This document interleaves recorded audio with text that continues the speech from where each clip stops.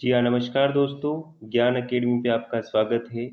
आज हम बात करने वाले हैं एक और नए मॉडल पेपर की, ताकि आपके जो एग्ज़ाम की पूरी तैयारी है, यहाँ से हो पाए। तो देखिए, मॉडल पेपर में कौन-कौन से विषयों की हमने बात की। सबसे पहले हम राज्य व्यवस्था से बनने वाले क्वेश्चंस को देखेंगे, फिर हम इतिहास से बनने वाले क्वेश्चंस के बारे में देखेंगे, फिर हम भूगोल से बनने वाले क्वेश्चंस को देखेंगे और ये सारे महत्वपूर्ण क्वेश्चन हैं, तो आपको ध्यान से इनको समझना है। फिर हम रीजनिंग और मैथ से बनने वाले क्वेश्चंस और कुछ नए जो इन पर कॉन्सेप्ट हैं, कॉन्सेप्ट के बारे में भी बात करेंगे। तो देखते रहिए, बने रहिए हमारे साथ। इससे पहले अगर आपने इस चैनल को सब्सक्राइब नहीं किया है तो सब्सक्राइब कर लें, ताकि आने वाले जो वीडियोस हैं उनकी नोटिफिकेशन आपको मिल सके। चलिए दोस्तों, बढ़ते हैं क्वेश्चंस की तरफ और देखते हैं पहला क्वेश्चन। तो देखते हैं पहला क्वेश्चन। क्वेश्चन है, हमारे राष्ट्रीय ध्वज को कब अपनाया गया? हमारा जो राष्ट्रीय ध्वज है कौन सा है? हमारे राष्ट्रीय ध्वज का नाम है तिरंगा। तो तिरंगा को कब अपनाया गया? तो ऑप्शन है आपके 22 जुलाई 1950 को। ऑप्शन नंबर 2 है 24 जनवरी 1950 को। ऑप्शन नंबर 3 है 16 जून 1950 को, या ऑप्शन नंबर 4 है उपयुक्त में से कोई नहीं। तो हमारा जो राष्ट्रीय ध्वज है उसको अपनाया गया था 22 जुलाई 1950 को। ठीक है, 22 जुलाई 1950 को हमारे राष्ट्रीय ध्वज को अपनाया गया था। अब बात करते हैं 24 जनवरी की। तो 24 जनवरी डेट इसलिए महत्वपूर्ण है, 24 जनवरी इसलिए महत्वपूर्ण है 1950, इसलिए महत्वपूर्ण है कि इस दिन तीन काम किए गए थे। एक तो राष्ट्रगान को अपनाया गया था, हमारे जो राष्ट्रीय गान है उसको अपनाया गया था। उसके बाद राष्ट्रीय गीत को अपनाया गया था, गीत को अपनाया गया था। उसके बाद हमारी जी संविधान सभा की अंतिम बैठक थी, संविधान सभा की लास्ट बैठक जो थी इसी दिन हुई थी। तो इसलिए 24 जनवरी भी महत्वपूर्ण डेट है। तो ये तीनों चीजें आपको याद रखनी है। बढ़ते हैं आगे, कुछ और क्वेश्चंस को देखते हैं। अगला क्वेश्चन है अगला क्वेश्चन है क्वेश्चन नंबर 3 कि संविधान सभा की अंतिम बैठक कब हुई थी? तो ऑप्शन है आपके 14 अगस्त 1950 को। ऑप्शन नंबर 2 है 24 जनवरी 1950 को। ऑप्शन नंबर 3 है 22 जुलाई 1950 को। ऑप्शन नंबर 4 थे 15 अगस्त 1950 को। तो 15 अगस्त 1950 को तो देश आज़ाद हुआ था, देश को आज़ादी मिली थी इस दिन। तो ये हमारा आंसर नहीं है। तो संविधान सभा की अंतिम बैठक हुई थी 24 जनवरी 1950 को। इससे पहले वाले क्वेश्चन में भी हमने डिस्कस किया था कि अंतिम बैठक कब हुई थी। अब बात होती है कि प्रथम बैठक कब हुई थी संविधान सभा की, प्रथम बैठक कब हुई थी? तो इसका उत्तर आप कमेंट बॉक्स में दीजिए, नहीं तो वीडियो के अंत में, वीडियो के लास्ट में हम आपको बताएंगे कि संविधान सभा की प्रथम बैठक कब हुई थी। चलिए दोस्तों, बढ़ते हैं नेक्स्ट क्वेश्चन की तरफ। अगला क्वेश्चन है क्वेश्चन नंबर 4। अगला क्वेश्चन है क्वेश्चन नंबर 4 कि कौन सा मौलिक अधिकार को आपातकाल में भी स्थगित नहीं किया जा सकता? आपातकाल की बात हो रही है, यहाँ पर राष्ट्रीय आपातकाल की बात हो रही है कि कौन सा जो अधिकार है राष्ट्रीय आपातकाल में भी खत्म नहीं होता है। तो ऑप्शन ए की आर्टिकल 19 स्वतंत्रता का अधिकार, आर्टिकल 19 के अंतर्गत आता है स्वतंत्रता का अधिकार। आर्टिकल 14 के अंतर्गत आता है समानता का अधिकार। आर्टिकल 20 और 21 आता है जीवन एवं जीवन जीने का अधिकार। और आर्टिकल 15 भी आता है समानता के अधिकार के अंतर्गत, समानता का अधिकार, जिसमें भेदभाव भेदभाव को नहीं करने को बताया गया है। तो ऐसा कुछ है। तो मौलिक अधिकार तो राष्ट्रीय आपातकाल में खत्म कौन सा नहीं होता है? तो आर्टिकल ऑप्शन नंबर 3 जो है, ऑप्शन नंबर 3 जो है आर्टिकल 20 और 21, यह जो है राष्ट्रीय आपातकाल में भी खत्म नहीं किया जा सकता है। तो आर्टिकल 20 और 21 करेक्ट आंसर है। जीवन एवं दैहिक जीवन का अधिकार जो है इसको कहा जाता है, और यह आर्टिकल 20 और 21 के अंतर्गत आता है। ठीक है दोस्तों, बढ़ते हैं नेक्स्ट क्वेश्चन की तरफ। अगला क्वेश्चन है क्वेश्चन नंबर 5 कि संविधान में स्वतंत्रता, समता यानी कि समानता और बंधुत्व यानी कि भाईचारा शब्द कौन से देश के संविधान से लिए गए हैं? तो ऑप्शन ए के फ्रांस से, ऑप्शन नंबर 2 है अमेरिका से, ऑप्शन नंबर 3 है ब्रिटेन से और ऑप्शन नंबर 4 है उपयुक्त में से कोई नहीं। तो स्वतंत्रता, समता और बंधुत्व शब्द ये फ्रांसीसी क्रांति से लिए गए हैं, यानी कि फ्रांस के संविधान से ये तीनों ही शब्द लिए गए हैं। ये क्वेश्चन कई बार पूछा गया दोस्तों, तो आपको याद रखना है। अब बात करते हैं ब्रिटेन की संविधान के बारे में। तो संसदीय जो है, संसदीय व्यवस्था ब्रिटेन के संविधान से ली गई है। वहीं मौलिक अधिकारों की संज्ञा, मौलिक अधिकारों को अमेरिकी संविधान से लिया गया है। ठीक है, तो इस क्वेश्चन का हमारा आंसर क्या हुआ? ऑप्शन नंबर 1, यानी कि फ्रांस के संविधान से ये तीनों ही शब्द लिए गए हैं। बढ़ते हैं अगले क्वेश्चन की तरफ। अगला क्वेश्चन है क्वेश्चन नंबर 6। क्वेश्चन नंबर 6, किसी राज्य के नाम परिवर्तन की शक्ति किसके पास होती है? किसी राज्य का, जैसे मान लेते हैं राजस्थान नाम है किसी राज्य का, और अगर इसका नाम परिवर्तन करके कुछ और करना है, कुछ और करना है, तो यह इसकी शक्ति किसके पास है? ऑप्शन है आपका संसद के पास, ऑप्शन नंबर 1 संसद के पास, ऑप्शन नंबर 2 जो है विधानसभा के पास, ऑप्शन नंबर 3 है राष्ट्रपति के पास, या ऑप्शन नंबर 4 है राज्यपाल के पास। तो नाम परिवर्तन की शक्ति, या फिर ऐसा कहें किसी राज्य की बाउंड्री परिवर्तन की शक्ति है ना, बाउंड्री भी बदल सकते हैं, बाउंड्री बदलने की शक्ति, यह शक्ति किसके पास है? तो ये शक्ति है संसद के पास। ठीक है, यह शक्ति है संसद के पास। ऑप्शन 1 करेक्ट आंसर है। बढ़ते हैं नेक्स्ट क्वेश्चन की तरफ। अगला क्वेश्चन है क्वेश्चन नंबर 7।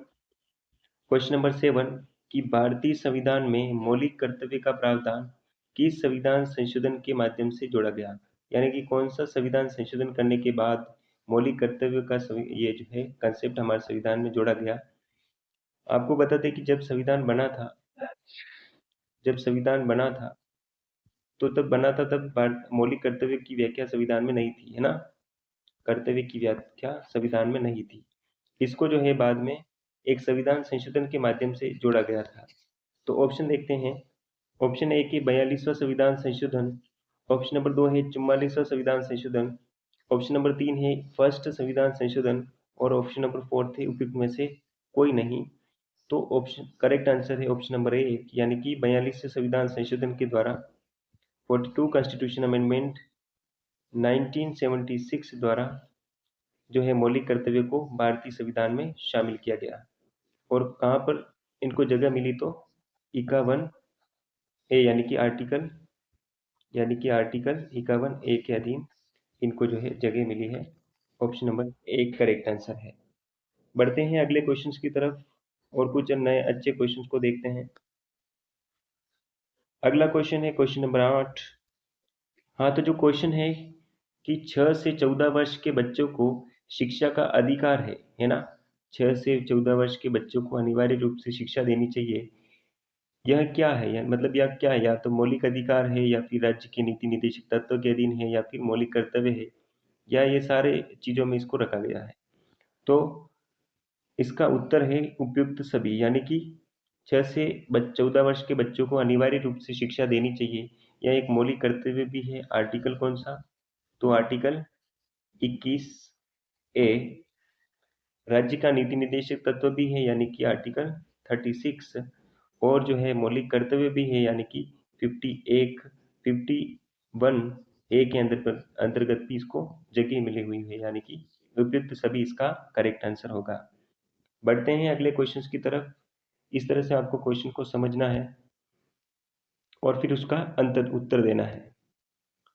अगला क्वेश्चन है क्वेश्चन नंबर 9 कि हमारे देश में आपातकाल की घोषणा कौन करता है? आपातकाल को आप समझ चुके होंगे। आपातकाल 3 प्रकार के होता है। एक होता है राष्ट्रीय आपातकाल, एक होता है राष्ट्रीय आपातकाल। यह कब लागू किया जाता है? या तो भारत किसी अन्य देश के साथ युद्ध करता हो, यानी कि युद्ध होता हो, या फिर कोई बाहरी देश भारत पर आक्रमण कर दे, है ना, कोई बाहरी देश भारत पर आक्रमण कर दे, तब जो है उसको राष्ट्रीय आपातकाल कहा जाता है। फिर आता है संवैधानिक आपातकाल, फिर आता है संवैधानिक आपातकाल। संवैधानिक आपातकाल कैसे? मान लीजिए किसी राज्य में, किसी राज्य में, किसी राज्य में किसी भी एक दल को, किसी भी एक दल को बहुमत प्राप्त नहीं होता है, यानी कि त्रिशंकु विधानसभा बनती है और कोई एक अकेला दल जो है सरकार बनाने को तैयार नहीं होता है, तो वहाँ पर संवैधानिक आपातकाल लागू किया जाता है और सारी पावर जो है केंद्र अपने हाथ में ले लेता है। उसके बाद जो आता है वो होता है वित्तीय आपातकाल। वित्तीय आपातकाल कब लगाया जाता है? तो जब हमारे देश में पैसे की कमी हो जाती है, तो फिर वित्तीय आपातकाल लगाया जाता है और कई लोगों की सैलरी में कटौती की जाती है। तो इस प्रकार से 3 आपातकाल होते हैं और तीनों की उद्घोषणा कौन करता है? तो ऑप्शन देखते हैं। ऑप्शन 1 है राष्ट्रपति, ऑप्शन नंबर 2 है प्रधानमंत्री, ऑप्शन नंबर 3 है विदेश मंत्री, ऑप्शन नंबर 4 है उपयुक्त में से कोई नहीं। तो आपातकाल की घोषणा कौन करता है? आपातकाल की घोषणा करते हैं राष्ट्रपति। ठीक है, भारत के प्रथम नागरिक यानी कि राष्ट्रपति जो है आपातकाल की घोषणा करते हैं। बढ़ते हैं नेक्स्ट क्वेश्चन की तरफ। अगला क्वेश्चन है question number 10th। Question number 10th है कि राष्ट्रपति के चुनाव के लिए नामांकन के लिए उम्मीदवार को कम से कम कितने प्रस्ताव या अनुमोदन होने चाहिए, तभी वह चुनाव लड़ने के लिए पात्र होता है? ऑप्शन ए के 50 प्रस्ताव व 50 अनुमोदन, ऑप्शन नंबर 2 है 25 प्रस्ताव व 25 अनुमोदन, ऑप्शन नंबर 3 है 20 प्रस्ताव व 20 अनुमोदन, ऑप्शन नंबर 4 है उपयुक्त में से कोई नहीं। यानी कि राष्ट्रपति के चुनाव लड़ने के लिए कम से कम कितने प्रस्ताव व अनुमोदन होने चाहिए? तो 50 प्रस्ताव प्लस 50 अनुमोदन होने चाहिए, यानी कि ऑप्शन नंबर 1 जो है इसका करेक्ट आंसर है। ठीक है दोस्तों, बढ़ते हैं अगले क्वेश्चंस की तरफ और कुछ नए क्वेश्चंस देखते हैं, कुछ नए कंसेप्ट को समझते हैं। अगला क्वेश्चन है क्वेश्चन नंबर 11। क्वेश्चन नंबर 11 कि राष्ट्रपति पर महाभियोग के मामले में निम्न में से कौन से सदस्य भाग नहीं लेते हैं? महाभियोग का मतलब क्या होता है कि मान लीजिए राष्ट्रपति को हटाने के लिए कोई मेंबर संसद में प्रस्ताव लाता है। ठीक है, तो उसको कहते हैं महाभियोग।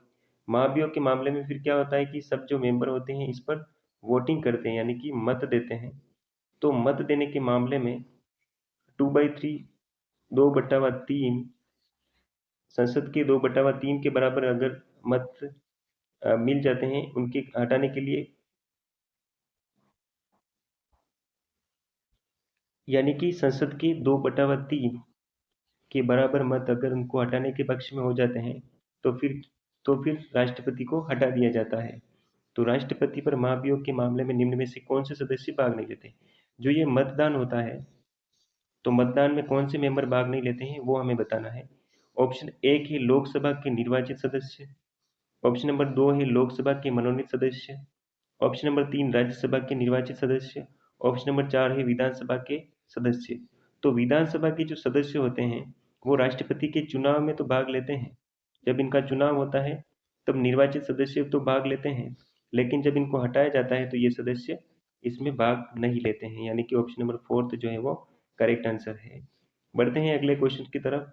इस प्रकार से आपको क्वेश्चन को समझना है। अगला क्वेश्चन क्वेश्चन नंबर 12। अगला क्वेश्चन है क्वेश्चन नंबर 12 कि राष्ट्रपति की पॉकेट वीटो शक्ति का मतलब क्या है?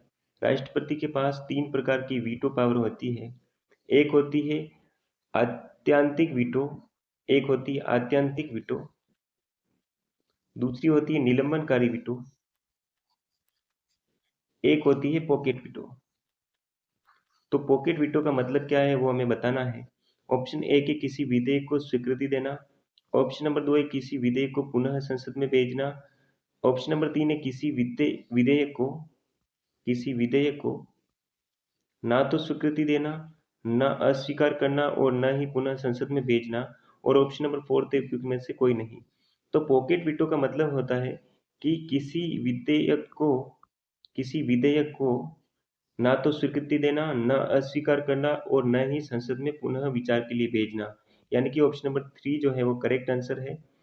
ऑप्शन नंबर 3 करेक्ट आंसर है। अगर बात करें आत्यांतिक वीटो की, तो इसके अधीन क्या होता है, अपने पास आए किसी विधेयक को सुरक्षित रख लेता है राष्ट्रपति, तो भी तो फिर वह वीटो जो वो विधेयक होता है वो समाप्त हो जाता है।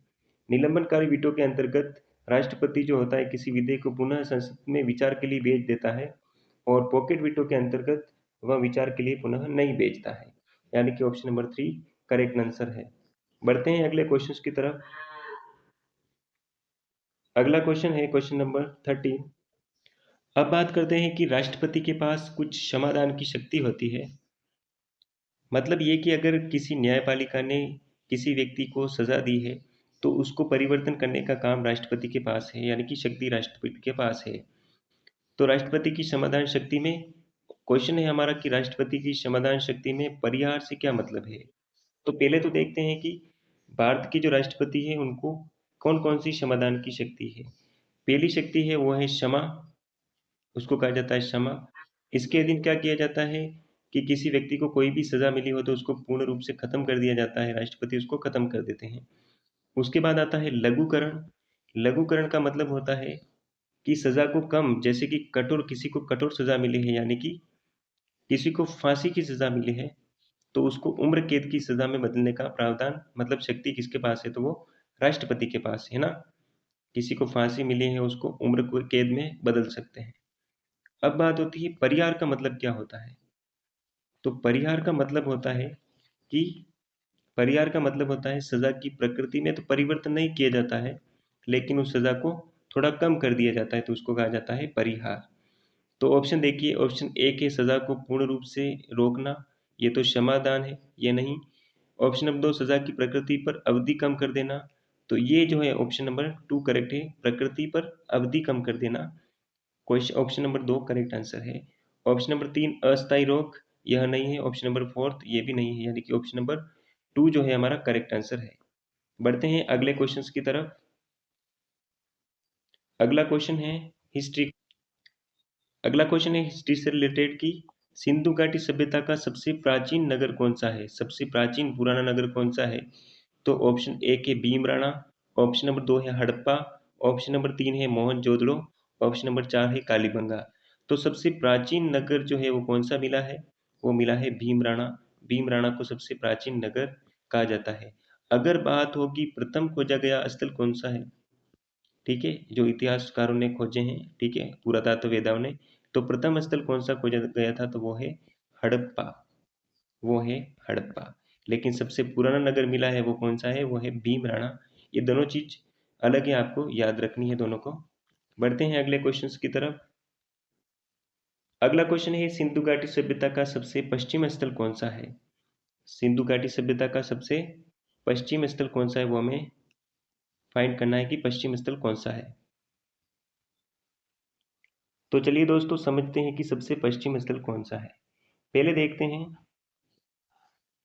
पूर्वी स्थल कौन सा है। ऑप्शन देख लेते हैं पहले। ऑप्शन ए के मोहनजोदड़ो, ऑप्शन नंबर 2 है कालीबंगा, ऑप्शन नंबर 3 है सुत्का गेंडोर, ऑप्शन नंबर 4 थे में से कोई नहीं। तो देखिए सबसे जो पूर्वी स्थल है वो है कौन सा, सबसे पूर्वी स्थल है वो है आलमगीरपुर। आलमगीरपुर, ठीक है, ये है पूर्वी स्थल। उसके बाद सबसे पश्चिम स्थल है वो है सुत्का गेंडोर, सुत्का गेंडोर। उसके बाद जो सबसे उत्तरी स्थल है उसका नाम है मांडा। उसके बाद जो सबसे दक्षिणी स्थल है उसका नाम है देमाबाद, ठीक है। देमाबाद कहाँ स्थित है, देमाबाद, तो देमाबाद स्थित है महाराष्ट्र में। सुदका गेंडोर है वो अफगानिस्तान में है। मांडा जो है जम्मू कश्मीर में है। और जो आलमगीर है वो कहाँ पे स्थित है, वो है उत्तर प्रदेश में। तो इस प्रकार से आपको चारों ही स्थल याद करने हैं। किसी भी एक पर आपको क्वेश्चन पूछा जा सकता है, तो चारों को याद करना आपके लिए महत्वपूर्ण है। बढ़ते हैं अगले अगले क्वेश्चन की तरफ। अगला क्वेश्चन देखते हैं क्वेश्चन नंबर 16 कि गायत्री मंत्र का संबंध किस वेद से है। कौन से वेद से संबंध है ना, कौन से वेद से संबंध है। ऑप्शन ए के ऋग्वेद से संबंधित है, ऑप्शन नंबर 2 है सामवेद से संबंधित है, ऑप्शन नंबर 3 यजुर्वेद से संबंध है, या ऑप्शन नंबर 4 जो है अथर्ववेद से संबंधित है। तो गायत्री मंत्र का जो संबंध है वो है ऋग्वेद से संबंधित है। ऋग्वेद से संबंधित है गायत्री मंत्र। और एक और क्वेश्चन जो है यहाँ से बन सकता है, वो क्वेश्चन है ये है कि गायत्री मंत्र किसके द्वारा लिखा गया है। तो विश्वामित्र जी ने गायत्री मंत्र दिया था, तो ये भी आपको याद रखना है। बढ़ते हैं अगले क्वेश्चन की तरफ। अगला क्वेश्चन देखते हैं क्वेश्चन नंबर 17। क्वेश्चन नंबर 17 है राजा पोरस तथा सिकंदर का युद्ध कौन सी नदी के तट पर लड़ा गया था। ऑप्शन एक है झेलम नदी के तट पर, ऑप्शन नंबर 2 है चेनाब के तट पर, ऑप्शन नंबर 3 रावी के तट पर, और ऑप्शन नंबर 4 जो है व्यास नदी के तट पर। ये सारी की सारी नदियाँ जो है किसकी सहायक नदी है, तो सिंधु की सहायक नदियाँ हैं। ठीक है, और ये किस कहाँ पर है अभी, तो जम्मू कश्मीर और उत्तराखंड के आसपास ये सारी नदियाँ बहती है। अब बात करते हैं राजा पोरस और सिकंदर के बारे में। तो 332 बीसी में सिकंदर जो है दुनिया को जीतने के मकसद से मकदूनिया से वह निकला था, यानी कि मकदूनिया का शासक था कौन, सिकंदर।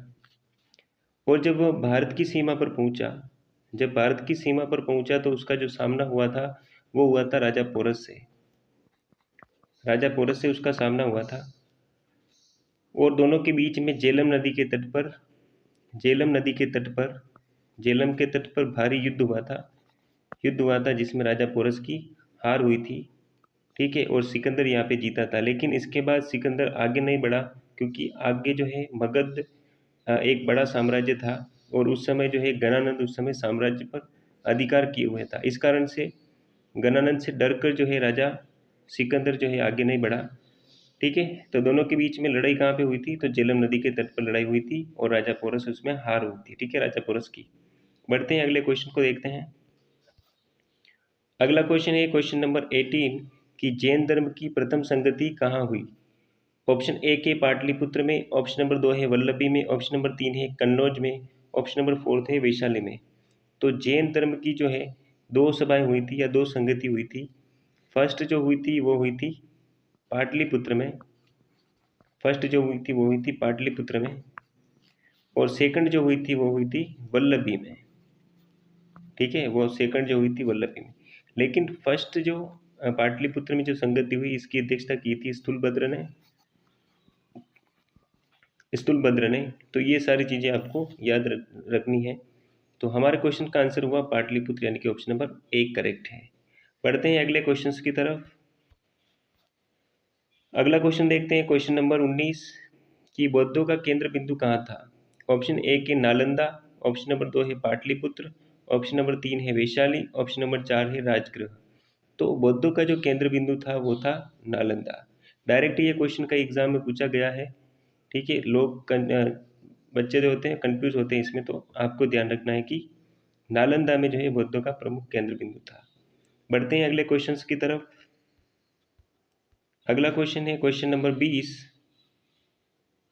क्वेश्चन नंबर 20 है अर्थशास्त्र की रचयिता कौन थे। ऑप्शन नंबर 1 है जीवक, ऑप्शन नंबर 2 है मेगस्थनीज, ऑप्शन नंबर 3 है चाणक्य, ऑप्शन नंबर 4 है कवि पार्श्व। तो अर्थशास्त्र के रचयिता कौन थे, तो अर्थशास्त्र के रचयिता थे चाणक्य, यानी कि ऑप्शन नंबर 3 जो है वो करेक्ट आंसर है। चाणक्य जो थे अर्थशास्त्र के रचयिता थे। बढ़ते हैं अगले क्वेश्चन की तरफ। अगला क्वेश्चन है क्वेश्चन नंबर 21 कि पतंजलि किस शासक का राजपुरोहित थे।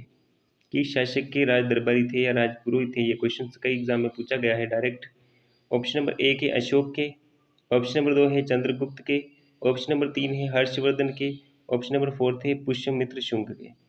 तो पतंजलि जो है पुष्यमित्र शुंग के जो है राज्य पुरोहित थे। ठीक है, जब पुष्यमित्र शुंग ने अश्वमेध यज्ञ करवाए तो उसमें भी ये राजपुरोहित थे या राज्यवेद थे। ठीक है, तो इस प्रकार से आपको ये क्वेश्चन याद रखना है। बढ़ते हैं अगले क्वेश्चन की तरफ। 22 अगला क्वेश्चन है क्वेश्चन नंबर 22 कि मथुरा शैली का संबंध किस शासक से है। ठीक है, मथुरा शैली का विकास किस शासक के काल में हुआ था या किसके काल में यह कला आई थी। तो ऑप्शन 1 है कनिष्क के समय, ऑप्शन नंबर 2 है अशोक के समय, ऑप्शन नंबर 3 है हर्षवर्धन के समय, और ऑप्शन नंबर 4 है गुप्तों के समय। तो मथुरा और गांधार शैली दोनों का विकास, मथुरा प्लस गांधार शैली दोनों का जो विकास है वो हुआ था कनिष्क के समय में। ठीक है, ऑप्शन नंबर 1 करेक्ट है। कनिष्क के समय में दोनों शैलियों का विकास हुआ था। बढ़ते हैं अगले क्वेश्चन की तरफ। Question number 23। क्वेश्चन नंबर 23 है कालिदास तथा अमर सिंह किस शासक के समकालिक थे। मतलब कि उस समय किस शासन का समय था भारत में। ठीक है, तो ऑप्शन 1 है चंद्रगुप्त फर्स्ट, ऑप्शन नंबर 2 है चंद्रगुप्त सेकंड, ऑप्शन नंबर 3 जो है समुद्रगुप्त, और ऑप्शन नंबर 4 थे श्रीगुप्त। तो कालिदास तथा अमर सिंह दोनों शासक जो हैं चंद्रगुप्त सेकंड के समकालीन थे। ठीक है, ये क्वेश्चन आपको याद रखना है, कई एग्जाम में पूछा गया है कि किसके काल से संबंधित है। तो चंद्रगुप्त सेकंड के समय के दोनों जो है कवि हैं। ठीक है, बात करते हैं अगले क्वेश्चन की। अगला क्वेश्चन है क्वेश्चन नंबर 24। क्वेश्चन क्या है, द्रविड़ शैली का संबंध किस राजवंश से है? ऑप्शन एक है चोल वंश से, ऑप्शन नंबर दो है मौर्य वंश से, ऑप्शन नंबर तीन है गुप्त वंश से, ऑप्शन नंबर फोर्थ है उपयुक्त में से कोई नहीं। तो जो द्रविड़ शैली का विकास हुआ था वो हुआ था चोल वंश के काल में। ठीक है, दक्षिण भारत का जो है दक्षिण भारत का दक्षिण भारत में एक महत्वपूर्ण साम्राज्य हुआ चोल वंश। तो चोल वंश के काल में जो है द्रविड़ शैली का विकास हुआ। डायरेक्ट क्वेश्चन बनता है और आपको डायरेक्ट याद रखना है, ऑप्शन एक करेक्ट है, यानी कि द्रविड़ शैली का विकास चोल वंश के काल में हुआ था। बढ़ते हैं कुछ और नए क्वेश्चन से देखते हैं। अगला क्वेश्चन है क्वेश्चन नंबर 25 कि लाख बख्श उपाधि किस शासक को प्राप्त थी? ऑप्शन एक है कुतुबुद्दीन ऐबक को, ऑप्शन नंबर दो है इल्तुतमिश को, ऑप्शन नंबर तीन है बलबन को, और ऑप्शन नंबर फोर्थ है उपयुक्त में से कोई नहीं। तो लाख बख्श की जो उपाधि थी वो मिली थी कुतुबुद्दीन ऐबक को। ठीक है, कुतुबुद्दीन ऐबक को, ऑप्शन नंबर एक करेक्ट आंसर है। बढ़ते हैं कुछ और नए क्वेश्चन देखते हैं। अगला क्वेश्चन है क्वेश्चन नंबर 26। किस शासन ने सिजदा तथा पेबोस प्रथा की शुरुआत की थी? सिजदा और पेबोस प्रथा होती क्या है, तो पहले वो हम देखते हैं। सिजदा और पेबोस प्रथा में क्या होता है, सिर झुका करके पैरों को चूमना होता है ना, पैरों को चूमना होता है।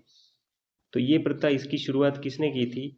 ऑप्शन एक है आपका बलबन, ऑप्शन नंबर दो है अलाउद्दीन खिलजी, ऑप्शन नंबर तीन है रजिया सुल्तान, और ऑप्शन नंबर फोर्थ है कुतुबुद्दीन ऐबक।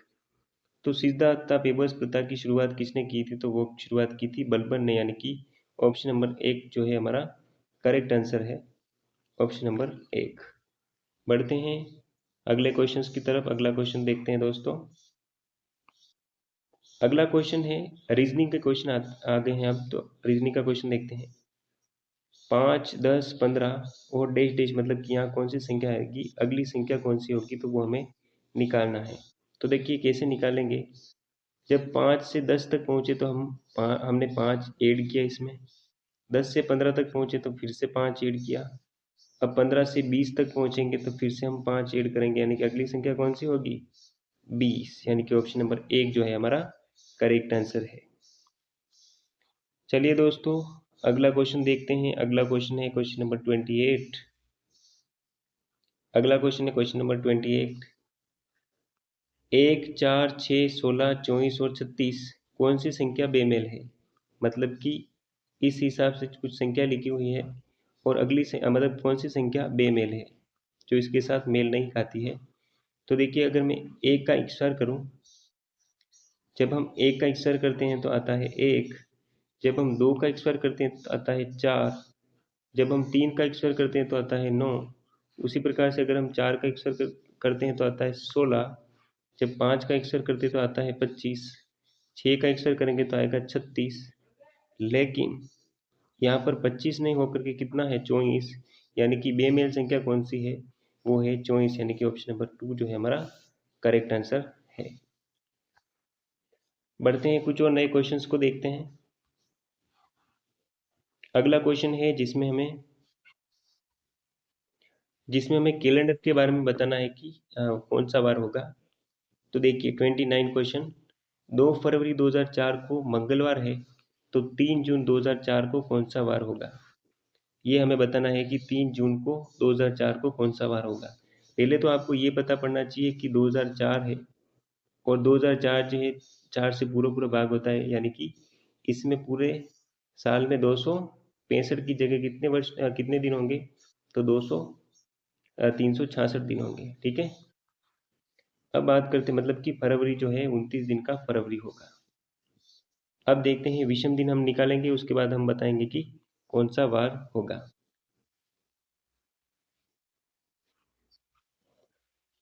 तो सबसे पहले हम देखते हैं कि विषम दिन कितने हैं। तो विषम दिनों की हम गणना करेंगे, देखते हैं फटाफट से। 2 फरवरी 2004 को मंगलवार है, यानी कि फरवरी कितने दिनों की हुई, तो फरवरी होगी 29 दिनों की।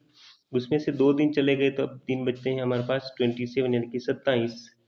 फरवरी खत्म, यानी कि ये रही फरवरी की बात। अब आती है मार्च में। मार्च में जो दिनों की संख्या होती है तो वो होती है विषम दिनों की संख्या, वो होती है 3 प्लस मार्च के बाद अप्रैल। अप्रैल में जो विषम दिन संख्या होती है वो होती है 2। मार्च के बाद अप्रैल, अप्रैल के बाद मई, मई में जो विषम दिन होते हैं वो होते हैं 3। उसके बाद हमें जून में पहुंचना है, वो भी 3 तारीख तक, यानी कि +3। तो विषम दिन हमारे इतने हुए, यानी कि 27 प्लस 3 प्लस 2 प्लस 3 और आगे भी 3, यानी कि 3 और 3 6, 6 और 2 8, 8 और 3 होते हैं 8 और 3 11, 11 और 27 होंगे हमारे पास, 11 और 27 यानी कि 38।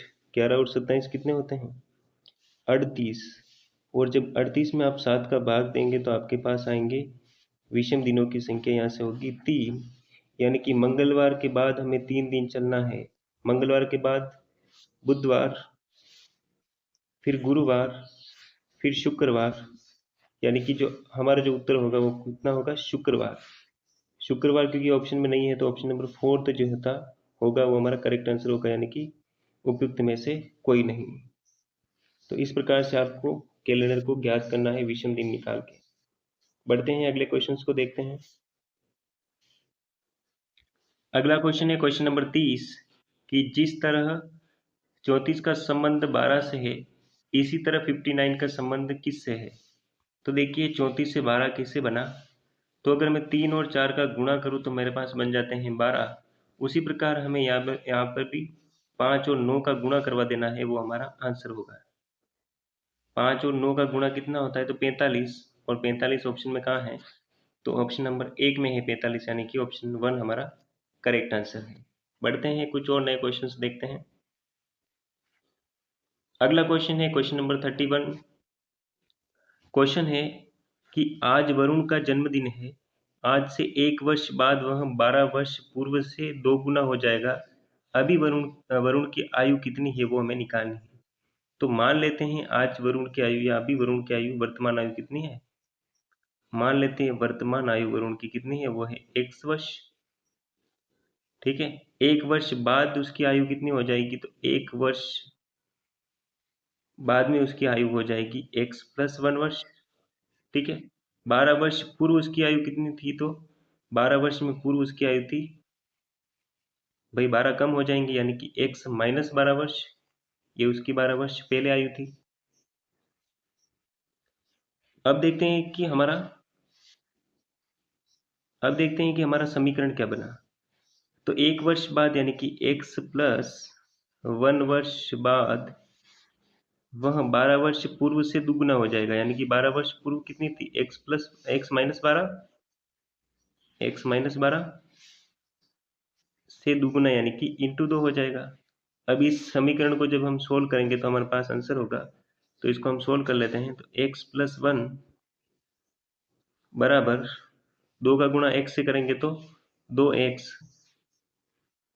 प्लस, जब 2 का गुणा अपन 12 से करेंगे तो 24, यानी कि 24। अब इसको आप सरल करेंगे तो 2x में से एक x गया तो x, और जब एक को उधर भेजेंगे तो आ जाएंगे 25, यानी कि 25 जो है हमारा करेक्ट आंसर है, यानी कि ऑप्शन में 25 ऑप्शन नंबर 3 में है। ठीक है दोस्तों, तो इस प्रकार से आपको सामान्य कैलकुलेशन करके इस प्रकार के क्वेश्चन को हल करना है। बढ़ते हैं कुछ और नए क्वेश्चंस को देखते हैं। अगला क्वेश्चन है डिस्टेंस वाला, यानी कि दूरी वाला क्वेश्चन। देखते हैं फटाफट से। इसके ऑप्शन नहीं दिए हैं क्योंकि हम इसको सोल्व करके देखेंगे कि इसको कैसे किया जाता है। अनिल 2 किलोमीटर पूर्व में चलकर 5 किलोमीटर उत्तर में चलता है, फिर दाएं मुड़कर 2 किलोमीटर चलता है। अब वह उल्टी दिशा में 4 किलोमीटर चलता है, वह किस दिशा में है। तो देख लेते हैं। अनिल 2 किलोमीटर पूर्व में चला, मान लीजिए अनिल यहाँ पे खड़ा है, 2 किलोमीटर पूर्व यानी कि पूर्व दिशा इस तरफ, यानी कि वह चला 2 किलोमीटर। चलकर 5 किलोमीटर उत्तर में, तो उत्तर दिशा ये है तो इधर चला हुआ 5 किलोमीटर चलता है। फिर दाएं मुड़कर इसकी दाई दिशा होगी ये, तो दाईं ओर मुड़कर पुनः वो चलता है 2 किलोमीटर। ठीक है, 2 किलोमीटर चलता है। अब वह उल्टी दिशा में, यानी कि पहले इस तरफ जा रहा था, अब इस तरफ नहीं जाके उल्टी दिशा में यानी कि इस तरफ वह 4 किलोमीटर चला, यानी कि यहाँ पहुंचा। ठीक है, 4 किलोमीटर मतलब कि यहाँ पे पहुंचा वह किस दिशा में है, तो वर्तमान दिशा से वह किस दिशा में है। तो वर्तमान दिशा की बात करें तो इस प्रकार से दिशा निकाली जाती है, ये होती है पूर्व, ये होती है पश्चिम, ये होती है उत्तर और ये होती है दक्षिण। तो वह किस दिशा में है, तो वह इस दिशा में, यानी कि उत्तर पूर्व दिशा में अनिल अभी है, यानी कि उत्तर पूर्व दिशा में अनिल अभी है वर्तमान में। 4 किलोमीटर चली मतलब कि वह यहाँ कहीं होगा, तो यहाँ पर होने के बाद वह उत्तर पूर्व दिशा में है।